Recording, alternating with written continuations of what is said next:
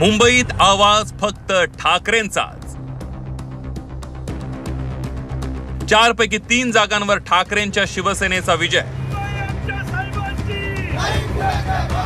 मुंबईचा गड राखण्यात ठाकरेंना यश।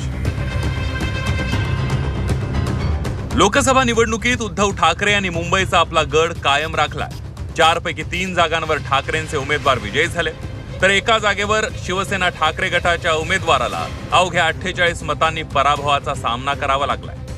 मुंबईकरांनी उद्धव ठाकरेंच्या पारड्यात भरभरून मतदान केलं, त्यामुळे उद्धव ठाकरेंनी मुंबईमध्ये विरोधकांना चारी मुंड्यात चित केलंय। मुंबईमध्ये 4 पैकी 3 कोणकोणते उमेदवार निवडून आलेत एक नजर टाकूया। दक्षिण मुंबईमधून अरविंद सावंत, दक्षिण मध्य मुंबईमधून अनिल देसाई, उत्तर पूर्व मुंबईमधून संजय दिना पाटील हे विजयी झाले। शिवसेनेच्या फुटीनंतरची ही पहिलीच मोठी निवडणूक होती।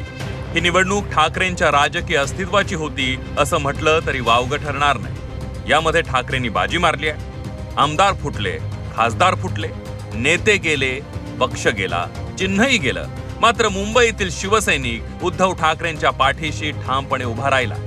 मुंबईचा गड उद्धव ठाकरेंनी राखला असला तरी ठाणे आणि कोकणचा पारंपरिक गड मात्र ठाकरेंना राखता आलेला नाहीये। ठाणे, कल्याण आणि रत्नागिरी सिंधुदुर्गमध्ये ठाकरेंच्या उमेदवारांना पराभवाचा धक्का बसला।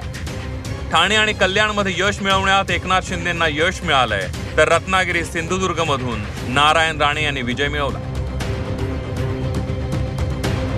पक्षफुटीनंतर उद्धव ठाकरे राजकारणातून संपल्याची अनेकांनी टीका केली, मात्र उद्धव ठाकरे डगमगले नाहीत। त्यांनी महाराष्ट्र पिंजून काढला आणि पक्षफुटीची राख बाजूला सारत उद्धव ठाकरेंनी विजयाचा निखारा दाखवून दिलाय। ब्युरो रिपोर्ट, झी 24 तास।